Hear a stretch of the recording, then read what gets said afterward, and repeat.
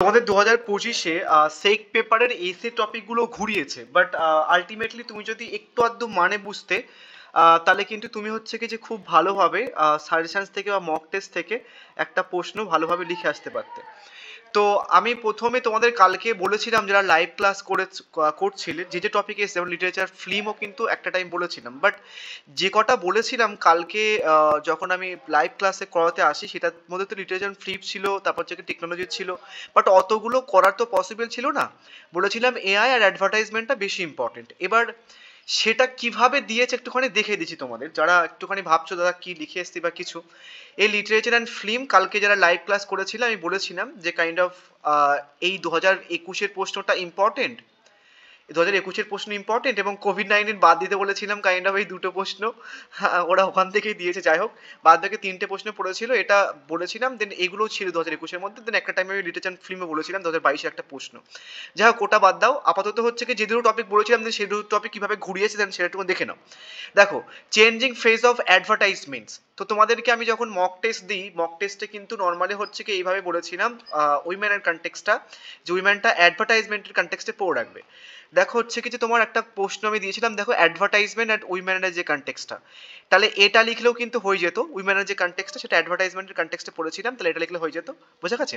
এবং আরেকটা যে প্রশ্ন যেটা তোমাদের দিয়েছে, যেমন হচ্ছে কি টেকনোলজি টেরর, এটা হচ্ছে কি যে পার্টিকুলারলি যেটার বাংলা মানে দাঁড়ায় টেকনোলজি যে মানে যে সমস্ত ফেয়ার বা এনজাইটিসগুলো রয়েছে মডার্ন টেকনোলজির, মানে টেকনোলজি রিলেটেড যে সমস্ত ভয় ভীতিগুলো রয়েছে বা যে সমস্ত জিনিসপত্র রয়েছে সেগুলো নিয়ে লিখতে হতো। এবার আমি মক টেস্টে দিয়েছিলাম advantage and disadvantage of artificial intelligence.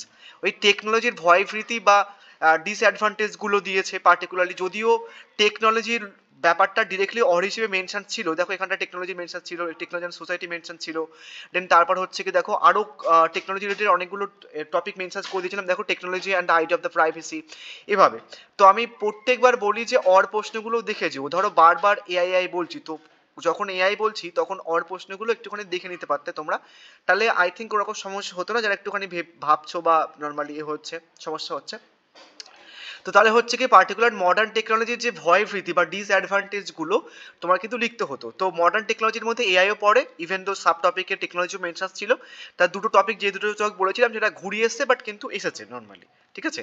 এবং তোমাদের বাকি যে প্রশ্নগুলো মানে ধরো এই যে সাবস্ট্যান্সগুলো ওটা তো ইজি ইজি দিয়েছে, মানে একদম ইজি তোমরা পড়তে পারবে এমন, যারা একটুখানি ইংলিশ কম পারো তাদের ক্ষেত্রেও সুবিধা, এবং ছোট্ট প্যাসেজ দিয়েছে।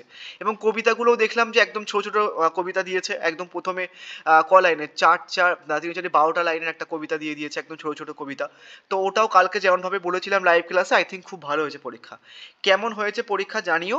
এবং আরেকটা তোমাদের কথা বলে দিই, তোমাদের কিন্তু থার্ড সেম পড়ানো কিন্তু আমি খুব তাড়াতাড়ি শুরু করব, পার্টিকুলারলি শুরু হয়ে গেছে, আমি শুরু করে দিয়েছিলাম তোমাদের মানে প্রায় ডিএসসি 4টা অনেকখানি হয়ে গেছে। তো এখন যদি কেউ অ্যাডমিশন নিতে চাও আমাকে 9382012069 এই নাম্বারে হোয়াটসঅ্যাপ করতে পারো।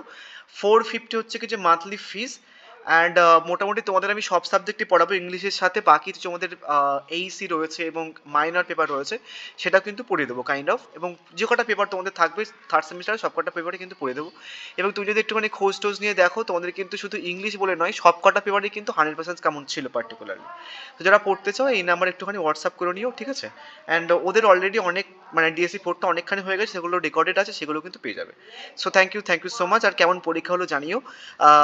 মানে ঘুরিয়ে প্রশ্ন করেছিল, বুঝে লিখে আসতে পেরেছিল কিনা সেটা একটুখানি ভালো করে জানিয়ে দিও। So thank you.